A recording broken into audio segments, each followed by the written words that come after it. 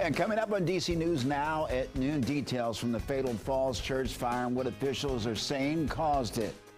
And later, when you can get your first Omicron-based booster shot and why health officials are asking you to roll up 2 sleeves instead of 1. Good afternoon and thanks for joining us for DC News Now at noon. I'm Mark Hall. We begin with meteorologist Damon Matson with the latest check on the forecast. Damon, it seems quiet outside, but what, things may be changing? Yeah, it all depends on where you're at exactly, Mark, as we do have mainly quiet conditions, a few scattered showers that are just producing light rainfall, but we also have some heavier downpours moving across western portions of the viewing area toward Interstate 81. There's the overall radar picture. Again, as you go eastward, we're not really talking about all that much. Things have remained quiet, a bit soggy at times with those light scattered showers. Most of northern Virginia, you're also in the clear, but this right here to the north is what we're paying attention to as we move forward this afternoon. We've had heavier downpours to the west through the night last night and now into the day today, and all of that rainfall in a short amount of time is causing some isolated flooding. First and foremost, we had a heavier downpour just south of Winchester towards Stevens City that prompted that flash flood warning you see here that goes for another half hour until 12:30. But thankfully enough,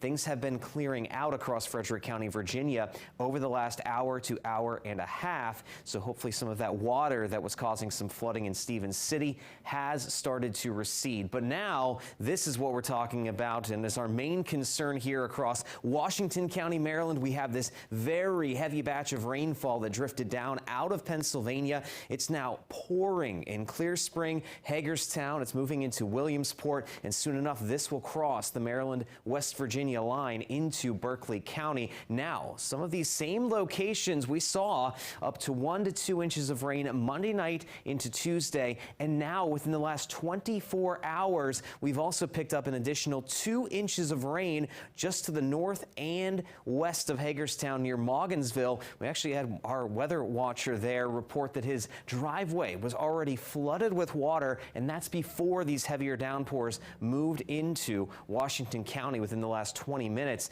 And then you're talking about 1.5 inches of rain as you go west toward Clear Spring. So all of this rain in a short amount of time, that's what's prompted this flash flood warning across Washington County that goes until 3:45, including Clear Spring, Williamsport, Hagerstown. So we're going to have to keep a very close eye and watch out, because we are likely to see flooding taking shape across Washington County here within the next 20 or 30 minutes, given these heavier downpours. So please be cautious out there today as we are dealing with these heavier instances of rainfall and localized flash flooding concerns. We're going to have to continue to track where those heavier downpours are at throughout the day, and the National Weather Service has that covered here with a flood watch across the Interstate 81 corridor, including Washington, Frederick counties, back into the eastern panhandle and down into northern Virginia near Winchester. That watch goes until 4 p.m. So we are still dealing with that active weather here today. Again,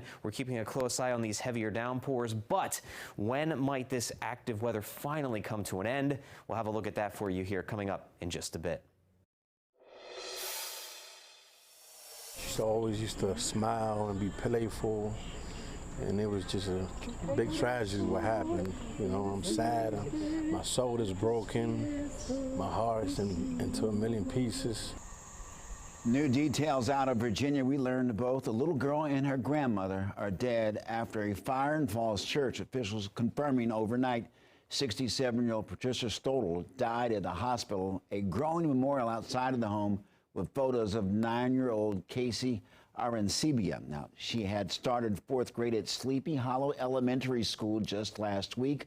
A dog also died in the fire. The cause remains under investigation.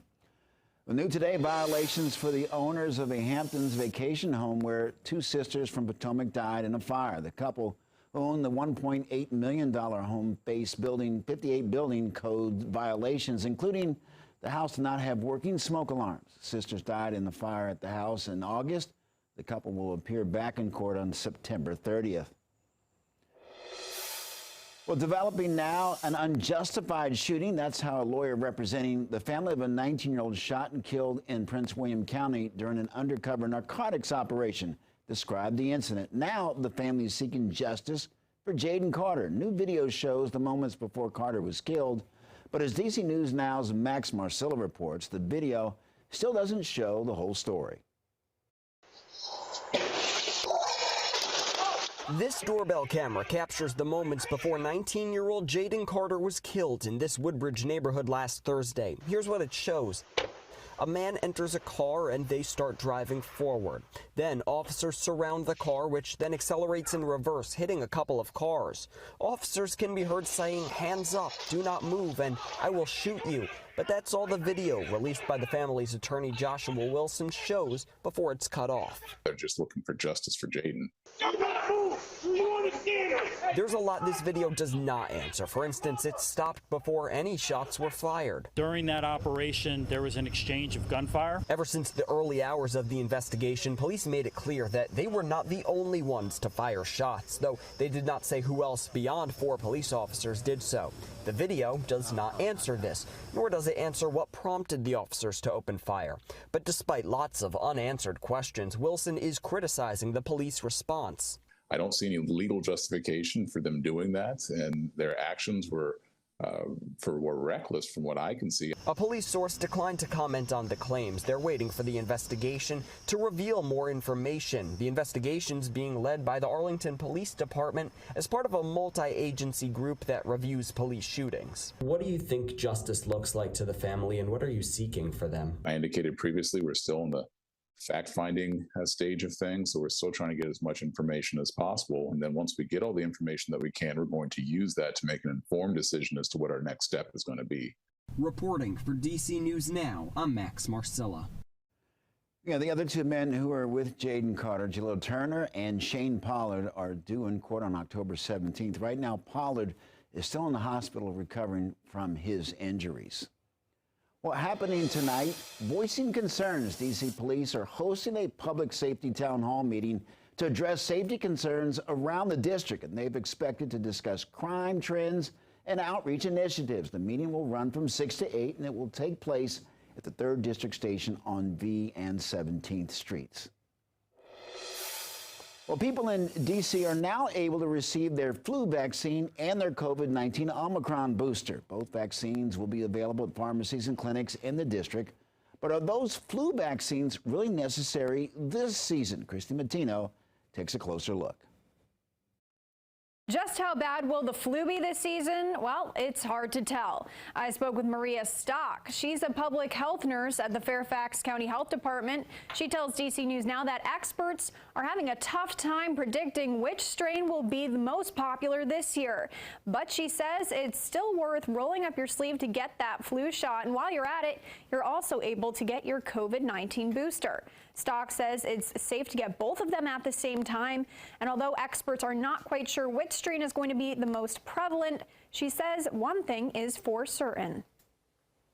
It's pretty predictable as far as we're going to have an influenza season, but what tends to vary is the length and the strength of, how hard this virus is going to hit us. We'll see probably our highest numbers in December is usually when we start to see that. So starting today in D.C., both vaccines will be available at COVID centers in all 8 wards. The flu vaccine can help reduce your chances of catching the virus and spreading it this fall. And the COVID booster vaccine can help protect against the Omicron BA4 and BA5 variants. In studio, Christy Matino, D.C. News Now. Our thanks to Christy. A push for more pandemic funding. The White House COVID team is pressing Congress for funding, and they want to use the money to combat the spread of COVID. Officials say money currently left may not be enough to fight off another winter wave of the virus. And last week, the White House ended free COVID tests. Now leaders worry it may be difficult to keep free shots going forward. We need to play the long game against this virus. That is going to require additional resources from Congress. We may have the vaccines today for folks for this fall vaccine effort. We don't know what's coming next. Well, the White House is requesting $22 billion for future COVID vaccines, testing, and research.